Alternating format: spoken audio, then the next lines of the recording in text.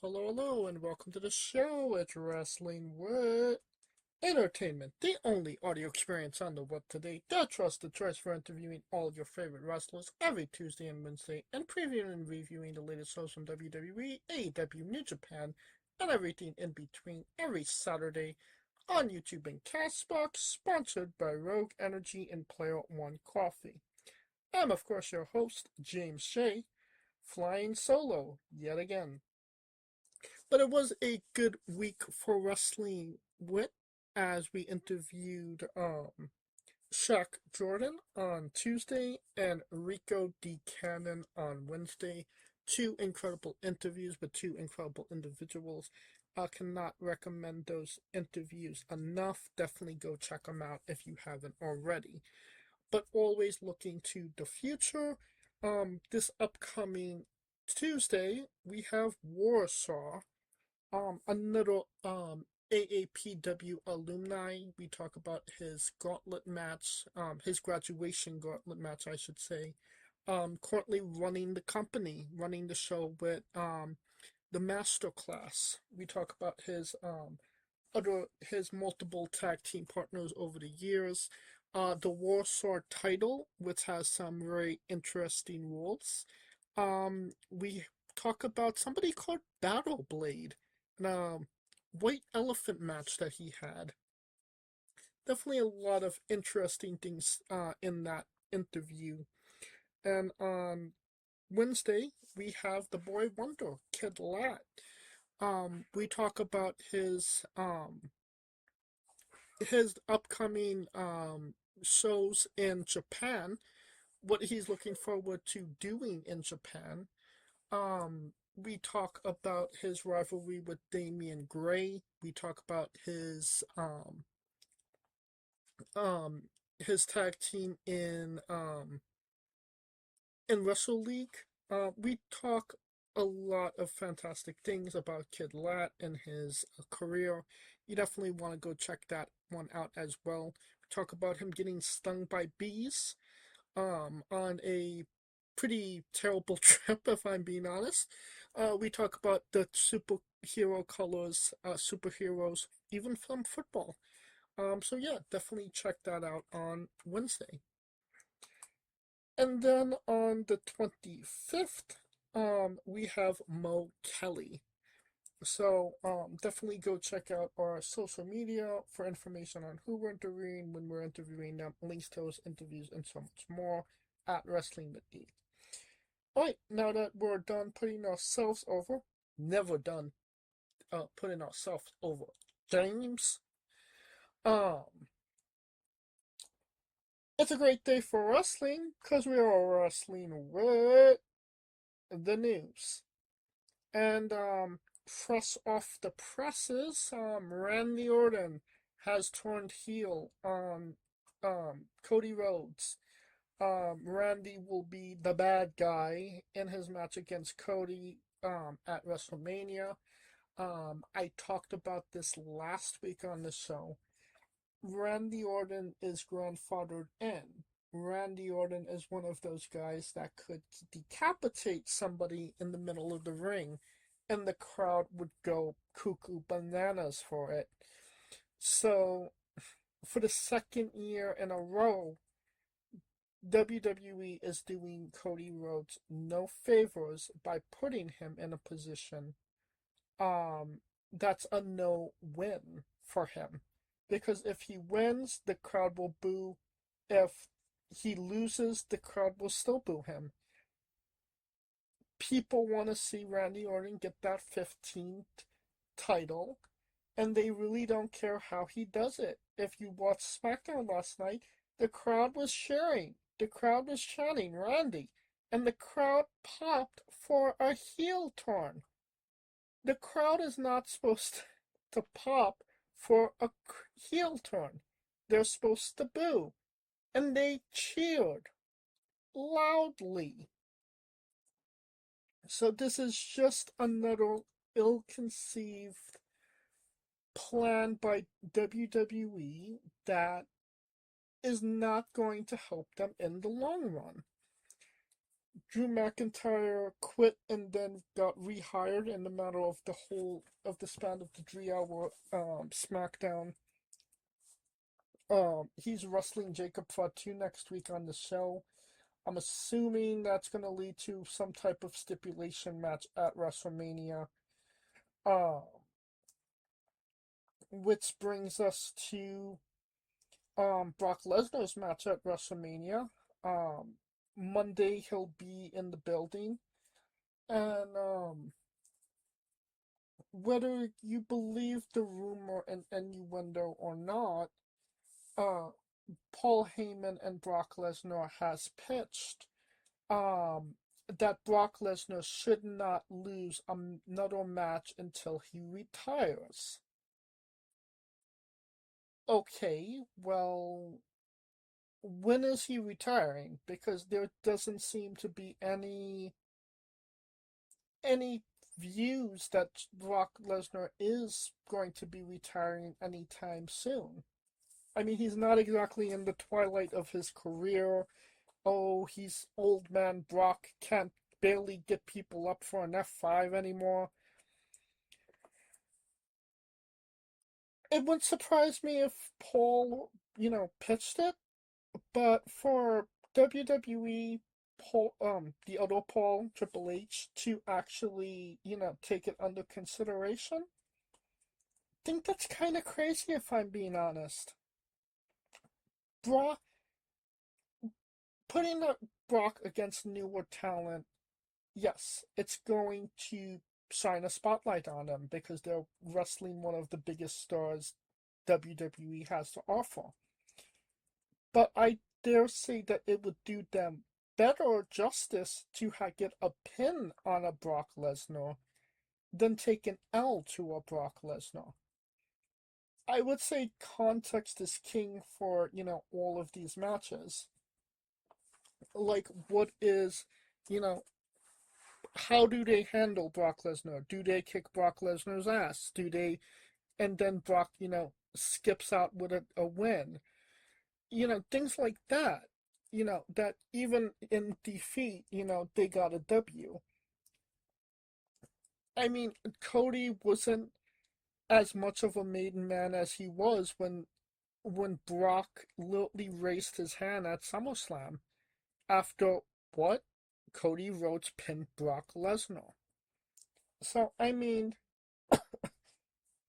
Brock can take a pin. And Brock can sell for people if he wants to. He's one of the best that they got at that. But people are speculating that because of this new, in quotations, stipulation, it's going to be hard to put him up against a Gunther or a Obafemi because obviously you don't really want to beat those guys, but Brock doesn't really want to lose to those guys. And that's why they pitched LA Knight, but nobody really gives a shit about an LA Knight match against Brock Lesnar. So, it's just a clusterfuck of what the fuck at this point, unfortunately. So I mean, you could put Obafemi against Brock Lesnar, and Brock could beat Oba, I would say. I think Oba could take an L to Brock Lesnar. But outside of that L from Brock Lesnar, how do you rebuild Obafemi? I think you can still do it. It should be okay. But obviously that mystique is gone because he lost to Brock Lesnar. Honestly, I think Gunther just outright should beat um Brock. I mean, he needs to take the mantle at some point. But I think that they're limiting what Brock Lesnar can do or should do. I don't think that's the best thing right now. I think that it would be a good idea to put him against Oba or Gunther. I don't think it's a good idea to put him against LA Knight. I mean, you could put him against LA Knight for sure, but I think LA Knight should win. I don't think it does LA Knight any favors to actually lose to Brock. Any of those guys could recover from a loss from Brock Lesnar, but it would do them even bigger wonders to actually get over on Brock. And I think that they're doing everybody a disservice because of that.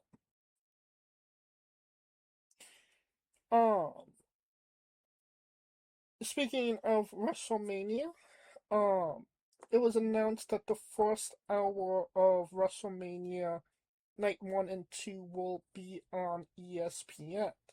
So I'm assuming that's on live, TV. Or the apps. I don't fucking know at this point. Does anybody actually have live TV at this point? Um, so yeah, basically the first hour of WrestleMania is a pre-show, and then the extra 3 hours is, the main show. But then there will be a pre-show, before the pre-show, and then the actual show. And then there'll be an after show. And then an after dark show. Ooh la la. And then they start the pre-show, then the pre-show, and then another pre-show, and then the super pre-show, and then the actual show, and then the pre-show during the actual show. It's just a vortex of pre-shows at this point. But yeah, they're saying that WWE is looking to capitalize on these pre-shows or this first hour to get eyes on them. But I feel like if you're literally at the final minutes and hours, who's ever sitting their ass to watch WrestleMania is already going to fucking be there. They're not going to get any new people to jump on in the final hour. I don't know if this is a ESPN call just to try and get more eyes or to get more people to sign up for their crappy app, or if this is a WWE call. I would say it's more of an ESPN call. I mean, they have the right to stream it however they want. WWE is just getting paid at this point. But, yeah, it just seems like it's just been what's the word? A turbulent relationship between ESPN and WWE ever since they started, teaming together for the PLEs. If you listen to or read the reviews that ESPN gives on WWE PLEs, then you've noticed that they've dropped the letter grade for the PLEs. WWE said that it doesn't matter to them, but if it didn't matter to them, it would still be a thing on ESPN. They obviously had issues with it, and like I said, there's been issues between the two of them. It would not surprise me if this partnership um, ended sooner than the allotted contract time. But when it does if it does end during the contract time, I don't see WWE staying with ESPN at the end of it.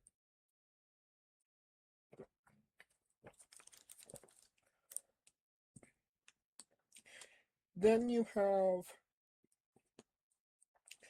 also happening on Monday Night Raw, the Judgment Day turned on Finn Balor.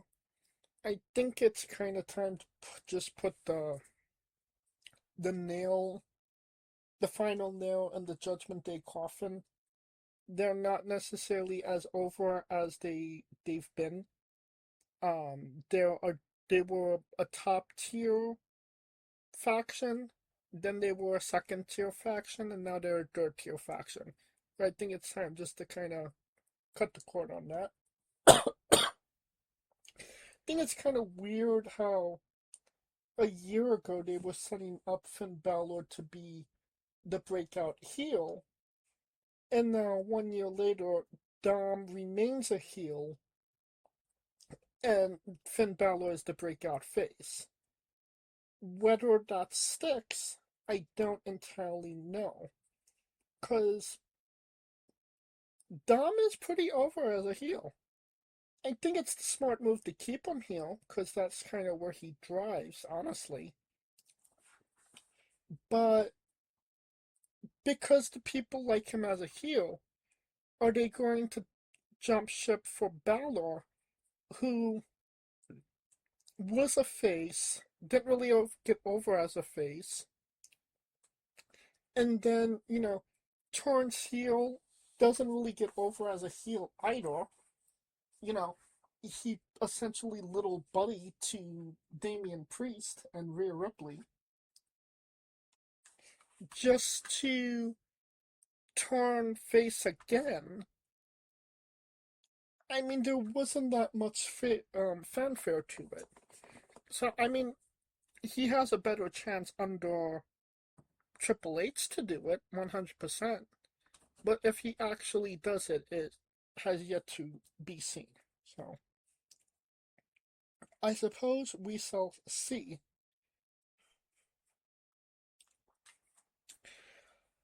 Um, Now this is actually no. Let's go with Pat McAfee.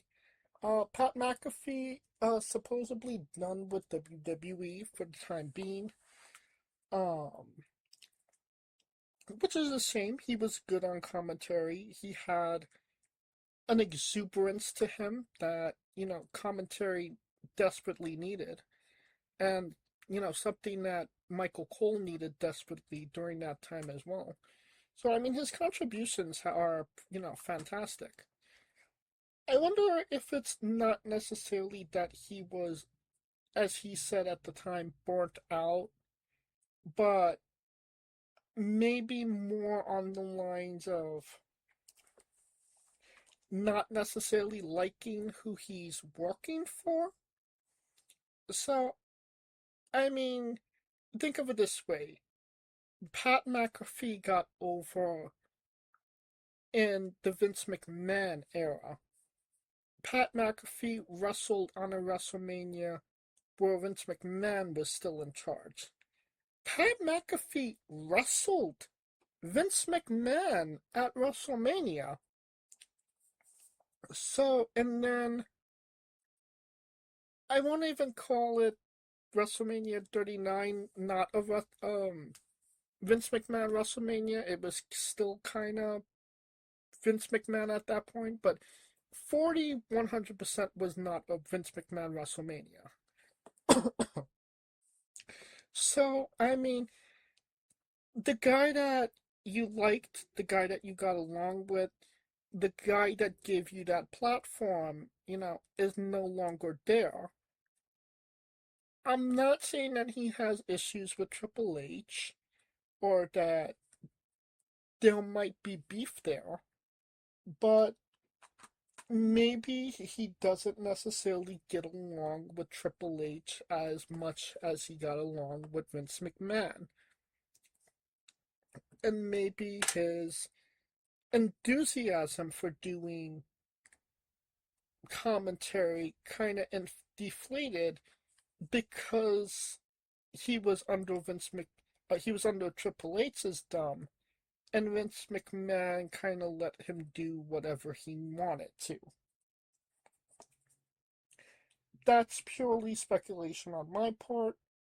I'm sure if Pat wanted to come back, he would be brought back with open arms. And I'm sure that every now and again we'll see a pop up from Pat McAfee. So I wouldn't be so too upset about it. I know some people didn't necessarily like Pat. Some people might actually be celebrating that he's not there. But again, I did thought he brought an excitement and exuberance that you didn't necessarily get from, your everyday run of the mill commentators. On to um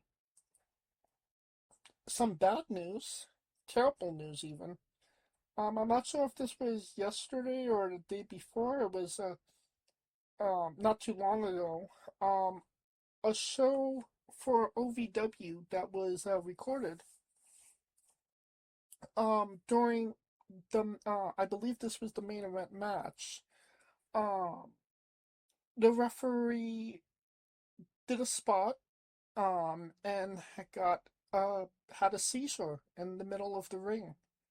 Um, for context, for anybody that hasn't seen it, um, the heel, the heel was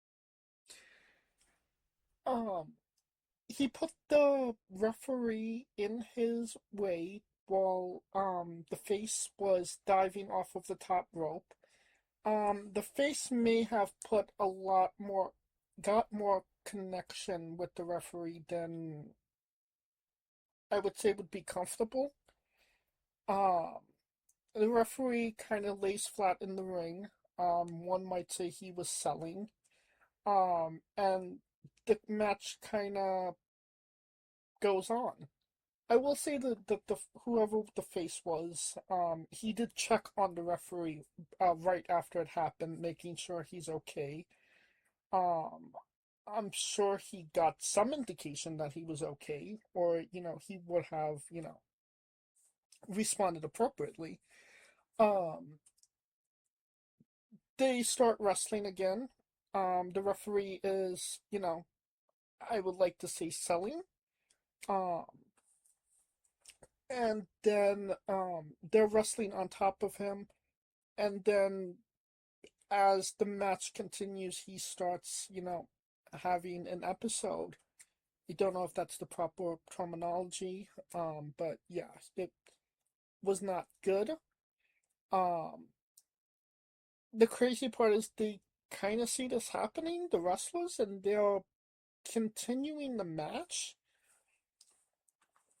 Whoever the heel was, he then decided to push the referee out of the way to the side as he's having this episode and tries to continue the match. Um, they went on for like maybe another 30 seconds, maybe a minute, and just kind of stopped completely as the referee got medical attention. And unfortunately, that's how they ended the segment. Maybe that's how they ended the show as well. I don't know. But yeah, it was a very uncomfortable sight in an OVW ring. Now, there's a lot of, obviously a lot of people have a lot of speculations on this. I will first and foremost say that the referee is okay. Um, he is, well, maybe okay is not the best way to say it, but he is conscious, he is stable, but they are keeping his medical condition under wraps at this point. But they did say that he did suffer some type of um, brain injury. So we don't necessarily know exactly what happened there. Um, I don't blame the wrestler that got in the that hit him, the face. I think that you know these are professionals. It's not ballet. Accidents happen. I'm assuming they knew what their role in that spot was. Maybe he overshot it. Maybe he undershot it. Maybe he wasn't expecting to have that much contact. I don't know. But I do think that, there was no malicious intent there. It was just a legitimate accident. And I think he did do the right thing by checking on the referee first. That being said, the heel in that match, who I'm being told was the veteran in the match, the guy with the longest tenure out of all four guys in the tag. It was a tag team match.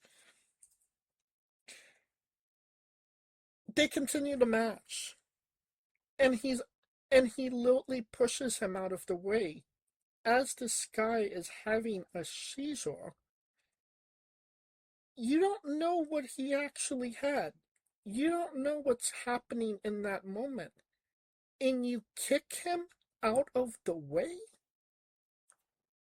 Like, legitimately, like, fuck you. Like, that's disgusting. And you could have, whatever he had going on, could have made it a lot worse by moving him. He did the wrong thing. He was not. I get that he wanted to, finish the match, but that was not the way to go about it. It could have been handled properly, it could have been handled correctly. And I feel like this person that was going to be would essentially be the person in charge at this point, because obviously the referee is the orchestra of all of this. He's supposed to make sure everybody is doing what they're supposed to. He's not, you know, he's not able to. It goes to the next person in charge, which is the person that has the longest time in the ring. And he did this guy dirty. They sort of, when they saw what was actually happening, I don't care what your facade is, I don't care what kayfabe is, stop everything. Get this guy the, the proper medical treatment that he needs. Get him out of the ring, and then go from there. If you got time to continue the match, by all means go for it. But if nobody's necessarily feeling it, then maybe it's time just to cut this show short. My opinions on that matter. That being said, a place that we wish had shorter matches. AEW. They announced that they will be doing a digital platform, an a la WWE Network gimmick. I would say that I'm necessarily mad about it. Um, for $7 or $8, you get all of their live shows, AEW paid previews. No, AEW no, Ring of Honor paid previews, and Ring of Honor TV, and some back catalog as well. Um, Not necessarily a bad deal there. For $20 a month, you get all the you get that month's AEW's paid preview, weekly shows, obviously Collision, Dynamite, Ring of Honor TV, and the back catalog for paid previews and current paid previews and all of that good stuff. So I mean, it's not necessarily a bad deal. I mean, you get all AEW content for $20, whereas WWE for $30 you only get the PLEs. Or if you're on Netflix, you only get Raw. Or if you have, normal TV, just SmackDown. I think that this is a really good platform and a really good, you know, dynamic for them. I do hope that they kind of adjust prices, um, to be a little bit more fan friendly. Um, but yeah, I mean, if they could actually pull this off and that their, hub, um, their interface is good and solid, and is user friendly, I can't imagine that they wouldn't make a lot of money on this. So, um, a real W for AEW. That being said, Dave Meltzer has said that the AEW is closing the gap. With what, I don't exactly know. Um, Closing the gap with WWE, which I mean is hilarious at this point, because I wouldn't say that they're getting higher on the totem pole. I would say the WWE is lowering themselves on the totem pole. So it's not saying much. And I mean, obviously WWE WrestleMania, not doing well ticket wise right now but I still can't imagine that they're not going to turn a profit on that show. Um, while AEW struggles to sell out 20,000 seat arenas, or 15,000, or even 12,000 at this point, their paid previews do well. More people go to those and they do sell out quite well. But your random dynamites and collisions don't necessarily sell that well. If that was the case, they wouldn't be in smaller venues um up until this point. And they would be going into bigger arenas for your random collisions and dynamites if they were picking up steam, or they was actually, as Dave Meltzer said, closing the gap. So, I mean, maybe they're closing Gap stores with their crappy merchandise. I don't know, but they're definitely not closing the gap between them and WWE. Um, One bit of interesting news: Tyra Mae Steele's, Olympic gold medalist, winner of LFG season one. Um, it was reported. I don't want to say. I mean, it was mentioned by her in a tweet or a statement. I don't necessarily know that she went to do a amateur wrestling tournament to win that. She did win it. And that she came back to WWE uh only to come to realize that she had been released by the company.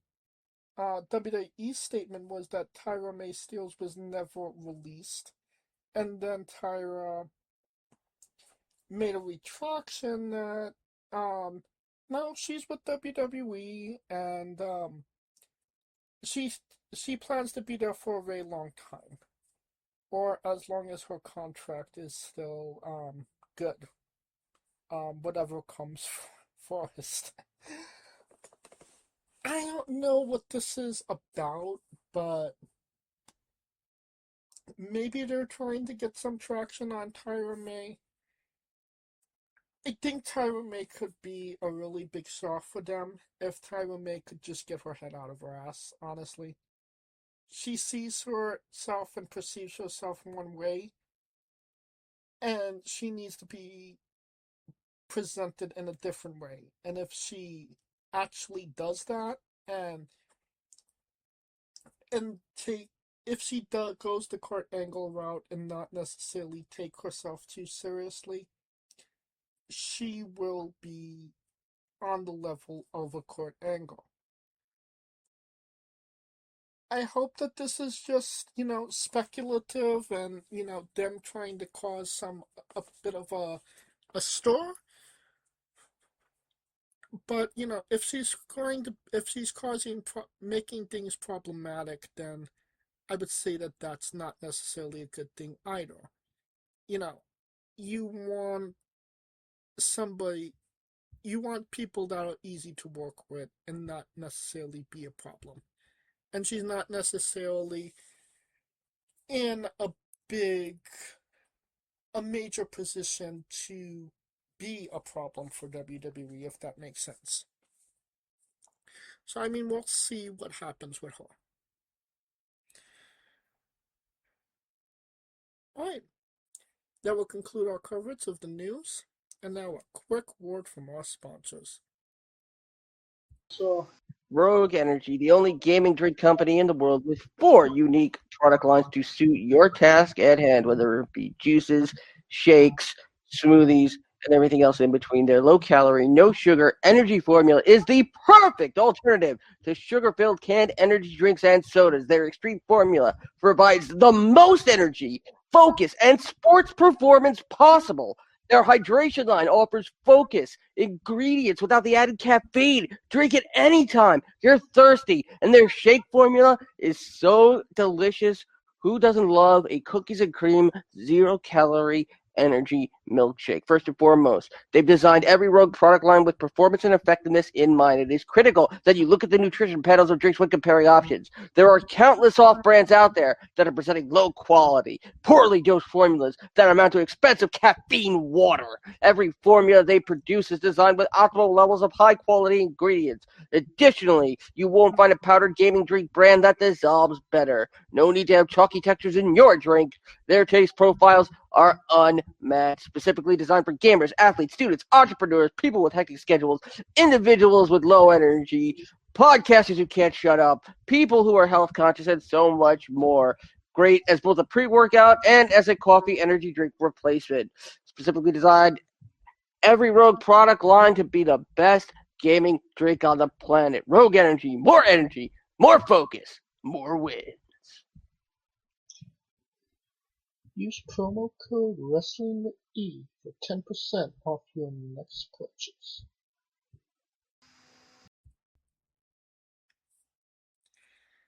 And we are wrestling with WWE Vengeance Day.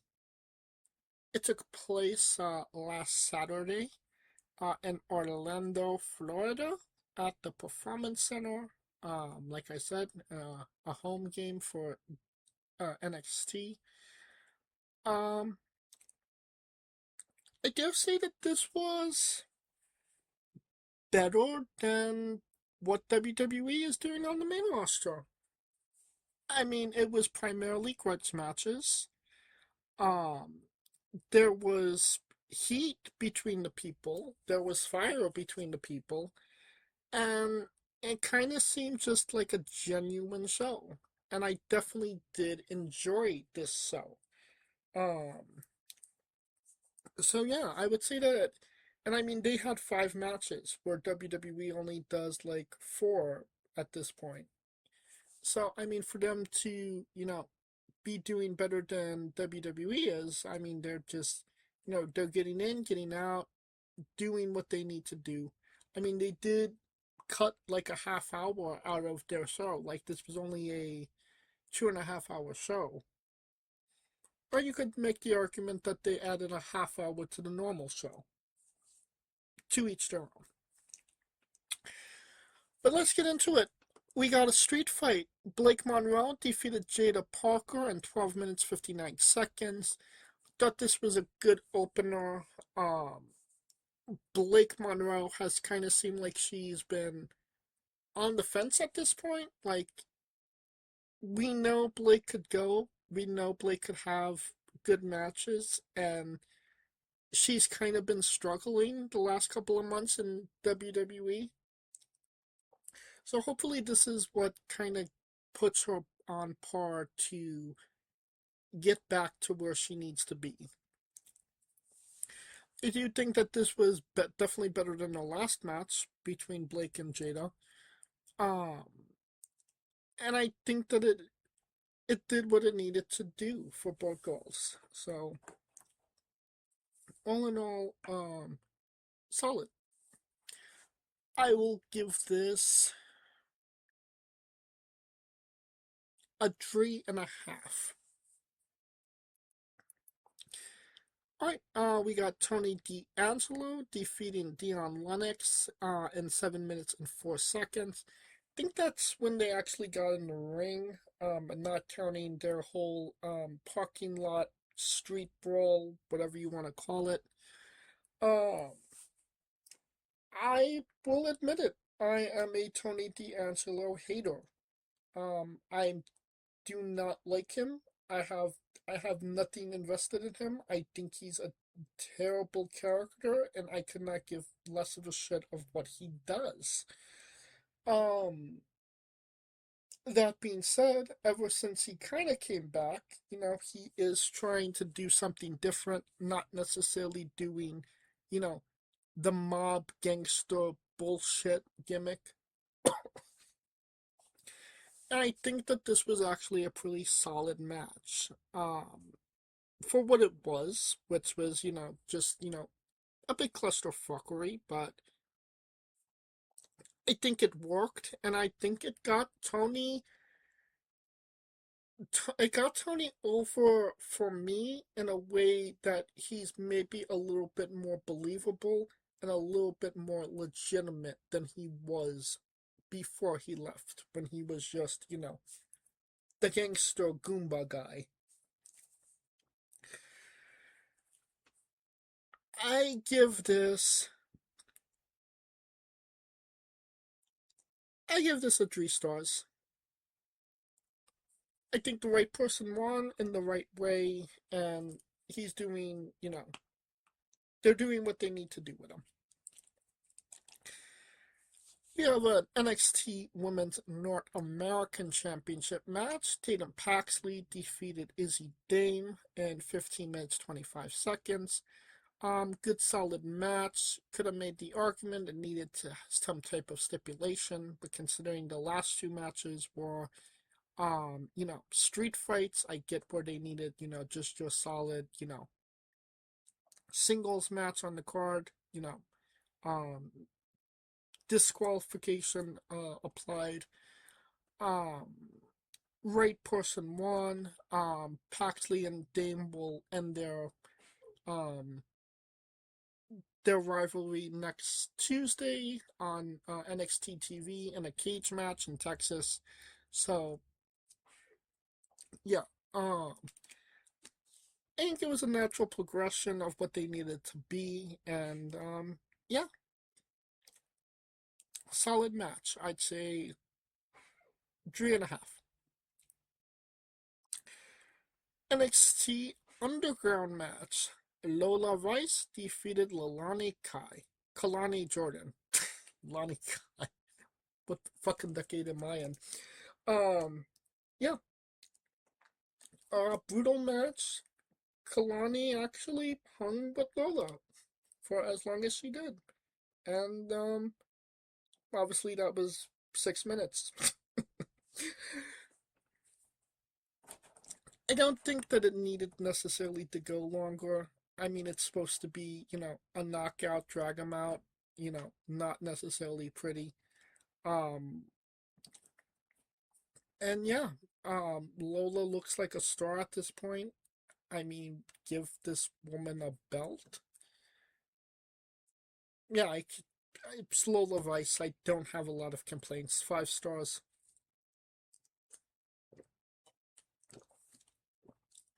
Now we have the NXT Championship match. Joe Henry defeated Ricky Saints in 16 minutes, 16 seconds. Good match. Didn't necessarily have the heat that the other matches had. Um, but I could understand where they're kind of going with it. It wasn't necessarily, the big blow off match. It was more of a progression and telling the story of Ricky Saints, Ethan Page, and Joe Henry in the mix. So I would say that the ending was done well, you know, and if you saw Tuesday, Ethan Page pinned Joe Henry. So, he's obviously getting that title match. So, on its own, maybe less than it could have been. But, with the added context of the story on Tuesday, it definitely makes the grade higher, I would say. So I will give this a 3. And that was a solid match, but they didn't necessarily do anything that made me say go wow, or honestly I was kind of considering everything else I saw in the night, it was just kind of a vanilla match.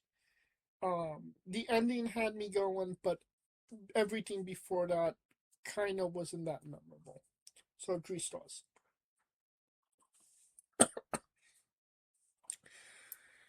And then the show as a whole, I will give it a thumbs up. It was a good show. Um, and yeah, NXT, showing up, showing off, and we'll see what happens at Stand and Deliver.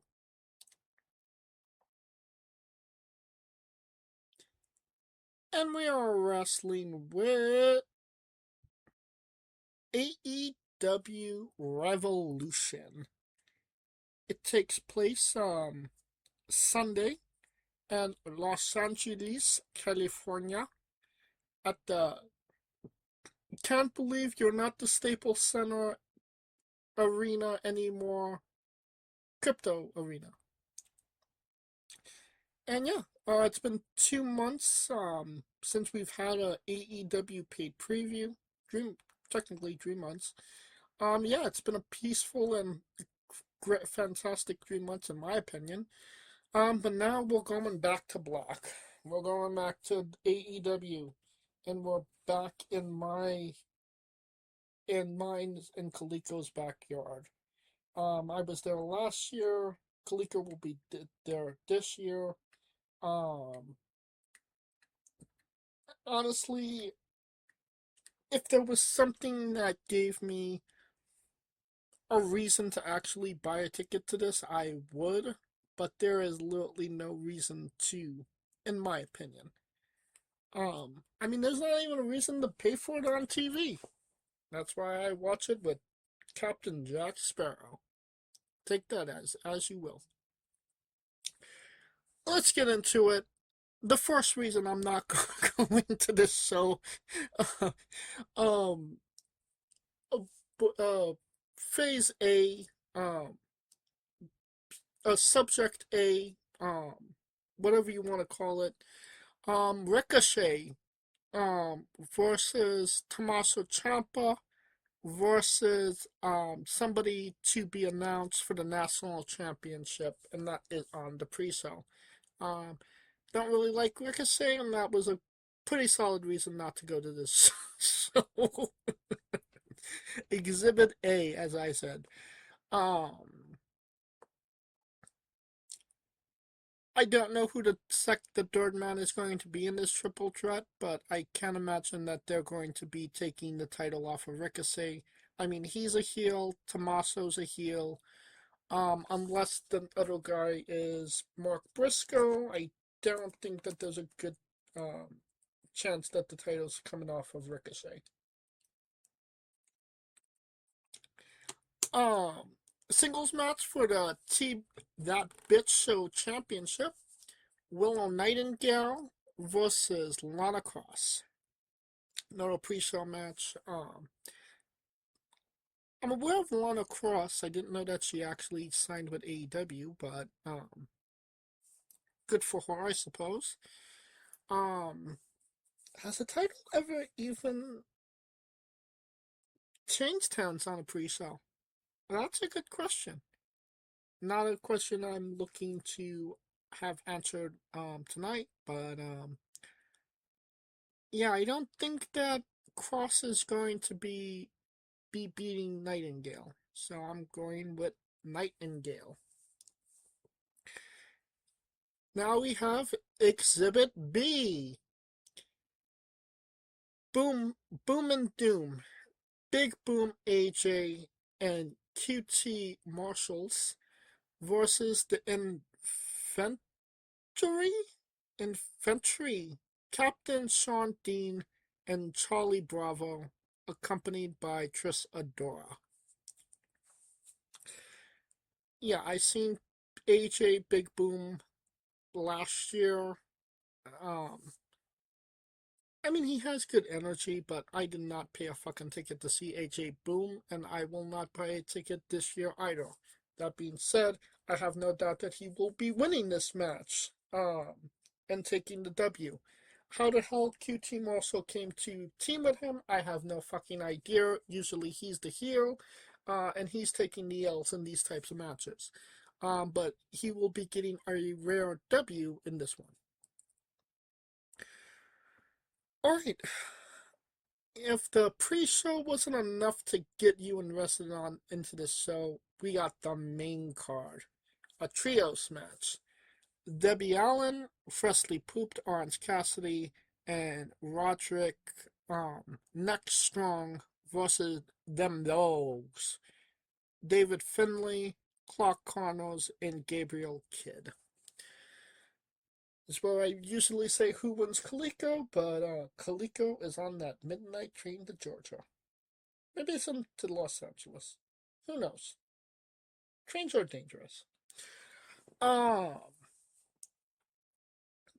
David Finlay and the Dogs have just signed with AEW, so I can't necessarily imagine that they take a L in their first match, so on their first PLE. So I highly doubt that it's going to be an L to this random clusterfuck of wrestlers. And I know that, Roddy and I mean all of these guys are big guys for AEW in the AEW context, but and I think Orange Cassidy and Roderick Strong are in the same faction.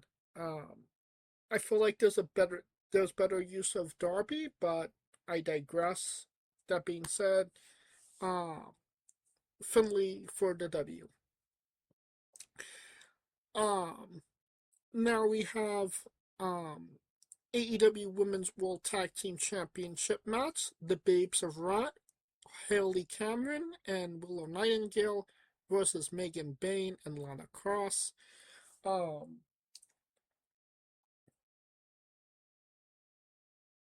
this is interesting because Nightingale and Cross are fighting on the pre-show. And are they going to make Lana Cross like the biggest fucking loser in all of AEW? In all of pro wrestling, I honestly, if she loses two title matches in the same night, I mean that is not a good look for her.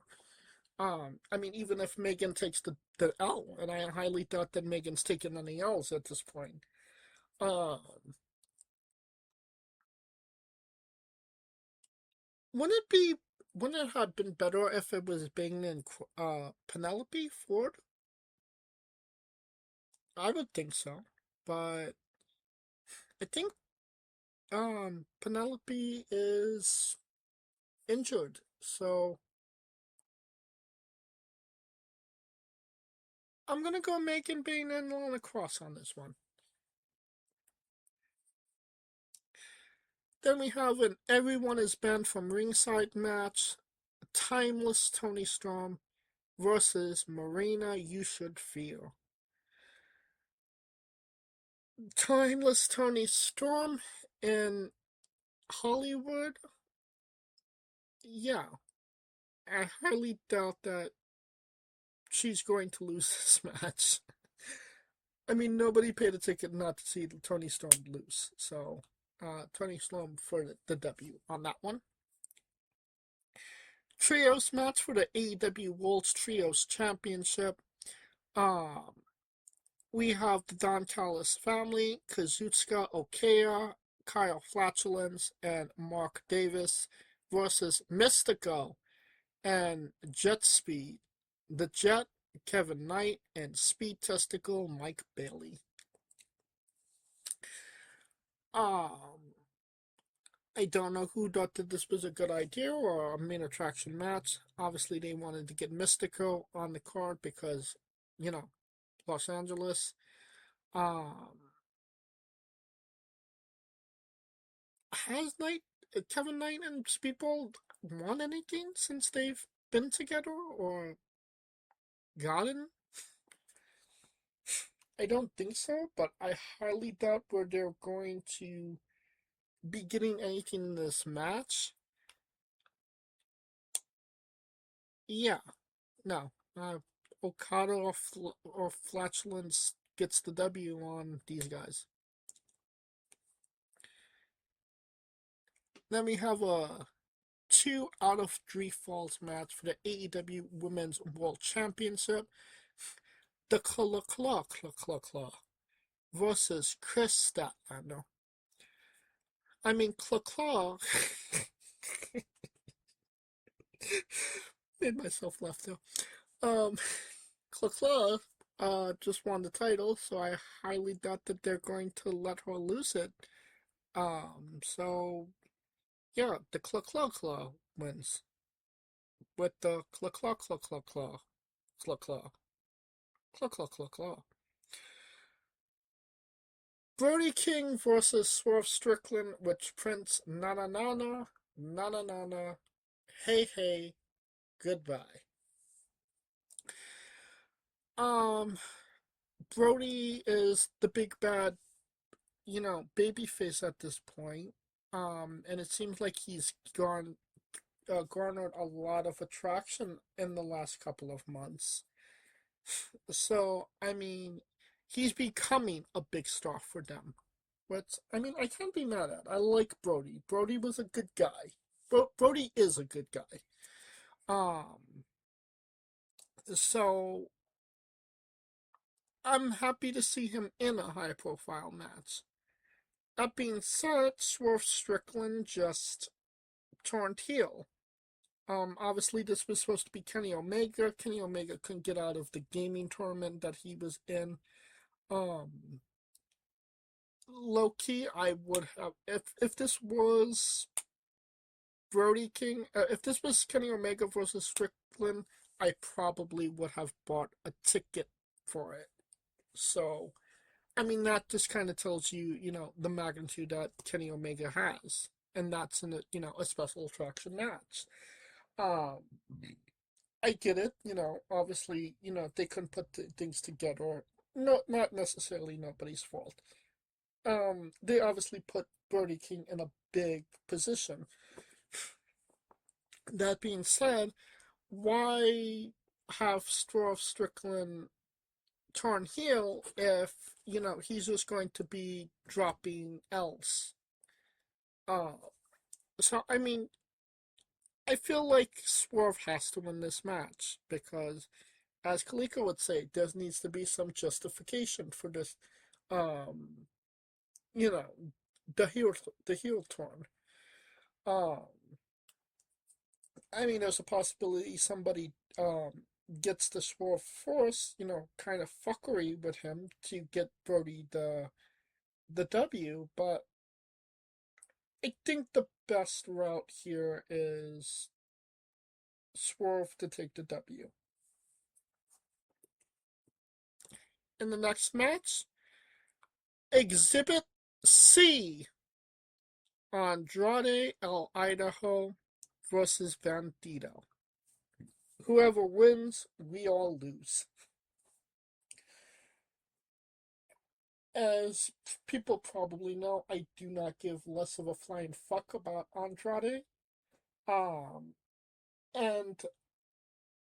I would have to be somewhat invested in Bandito to actually give a flying fuck about him.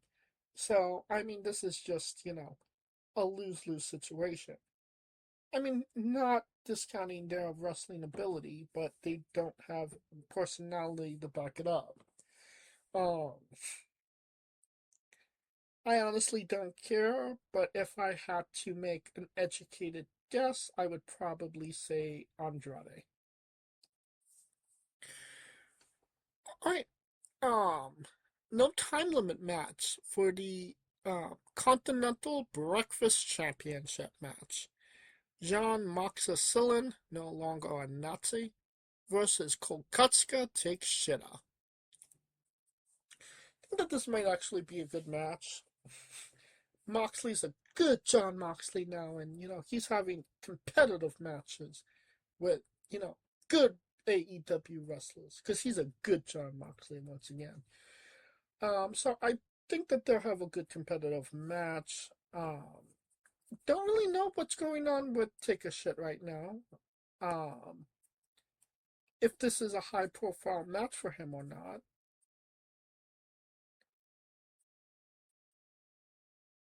I wanna say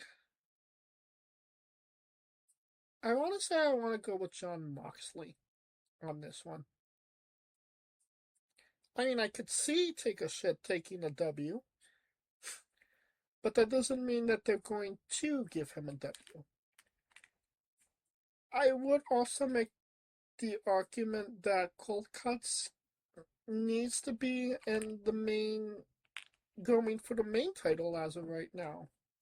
I mean, he should be going for MJF. So, I mean, I would feel like giving him this belt would kind of be a disservice for him. He needs to be getting bumped up to the main event, not necessarily hold mid card titles. My opinion. Then we have Exhibit D. Fuck the Revival, Cash Wheeler, Dax Hardwood versus the Young Fucks, Nicholas and Matt Jackoff. Cut case closed. Get to the next show. Yeah, I mean, at one point this was like a special attraction match. Like it was, oh fuck, the FTR versus the Young Bucks. Oh my god, that's like, take my money. Like, these are the two greatest tag teams of all time. And now it just kind of seems like they're living on past glories. Like, they haven't done anything, significant at this point, if I'm being honest. It seems like they're just trying to rehash something to get themselves on the card. And that's literally it. Like, we didn't necessarily need this match again. We didn't know. And, I mean, if there was like a legitimate beef there, then yeah, build it up. But we see what you're doing. Where we know why this match is happening. And we know those titles aren't coming off of FTR until Edge and Christian comes back. So, um, the revival for the W. And then we have Exhibit E, the last chance Texas death match for the AEW World Championship. If Page loses, he will never be able to challenge for the AEW World Championship ever again. MJF versus Hangman Adam Page. I saw this match last year at this show. I didn't need to see it again. I could make the argument I never needed to see it ever again. But here we are. 1 year later, um, MJF, Hangman Page. I feel the safe money is to go with Page because, it's last chance, and if he doesn't win it, he could never challenge for it again. And when AEW says something is forever, I mean, they literally fucking mean it's forever. Or like WWE is like, you could never challenge for this championship ever again. And then 2 weeks later, well, there was a loophole and you could challenge for it again. So, I mean, yeah, it would make perfect sense. I mean, how many death matches has MJF been in? And how many death matches has Hangman Page been in? I mean, I would say that he has the advantage just match stipulation wise. So, yeah. Hangman Page for the W.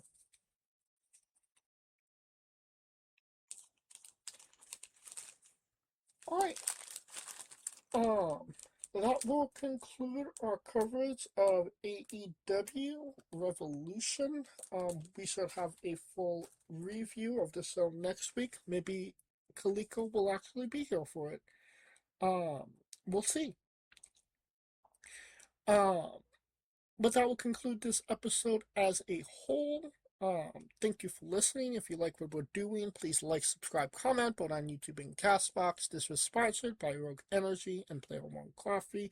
Join us next Tuesday and Wednesday for new incredible interviews as we interview Warsaw on Tuesday, Kid Lat on Wednesday, and follow the show at Wrestling with E, both on X, Thread, and Instagram for information on who we're interviewing, when we're interviewing them, links to those interviews, and so much more. Follow me personally at JamesJ993. You can follow Kaliko at I am Kaliko. For Kaliko Yachts and Scooter Dust, I'm James J, and this has been Wrestling with Entertainment. Hey folks, this is the Colossal Mike Law, and you are listening to Wrestling with Entertainment. Enjoy the show, support these guys. We appreciate it very much. We'll see you at ringside.